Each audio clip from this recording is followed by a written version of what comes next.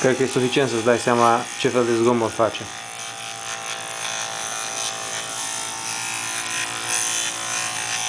Totuși să le ejectăm.